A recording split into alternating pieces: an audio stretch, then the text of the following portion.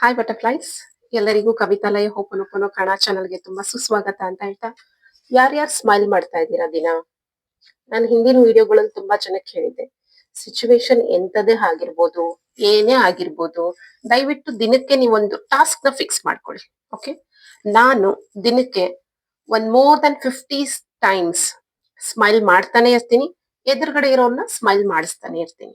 Okay, keep smiling. Smile ಮಾಡೋದನ್ನ ಮರ್ತೋಗ್ಬೇಡಿ. Okay, ನಾವು smile ಮಾಡ್ತಾ ಇದ್ದಾಗ ಯಾವಾಗ್ಲೂ ನಮ್ಮ ಬ್ರೈನ್ ತುಂಬಾ ಆಕ್ಟಿವ್ ಆಗಿರುತ್ತೆ, ಆಕ್ಟಿವ್ ಆಗಿ ಫಂಕ್ಷನ್ ಮಾಡ್ತಾ ಇರುತ್ತೆ.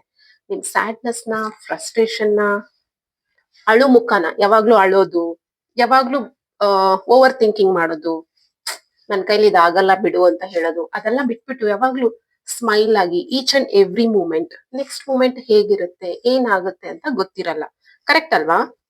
ಗೊತ್ತಾ ನಮ್ಗೆ ನೆಕ್ಸ್ಟ್ 5 minutes ಅಲ್ಲಿ ಏನಾಗ್ಬೋದು? ಭೂಕಂಪ ಬರುತ್ತಾ, ಸುನಾಮಿ ಬರುತ್ತಾ, ನಮಗ್ ಗೊತ್ತಿಲ್ಲ. ಕರೆಕ್ಟ್ ಅಲ್ವಾ? ಇವಾಗ ನಾವು ನಡ್ಕೊಂಡು ಹೋಗ್ತಾ ಇರ್ತೀವಿ, ತುಂಬಾ ಜೋರಾಗಿ ಮಳೆ ಬರ್ತಾ ಇರುತ್ತೆ, ಏನ್ ಮಾಡ್ತೀರಾ? ಗೊತ್ತಿಲ್ಲ. ನಡ್ಕೊಂಡು ಹೋಗ್ತಾ ಇರ್ತೀವಿ, ತುಂಬಾ ಜೋರಾಗಿ ಗಾಳಿ ಬೀಸುತ್ತೆ, ನಮ್ ಕೈಲಿ ನಿಂತ್ಕೊಳಕ್ಕೆ ಆಗಲ್ಲ ಗಾಳಿನಲ್ಲಿ. ಕರೆಕ್ಟ್ ಅಲ್ವಾ?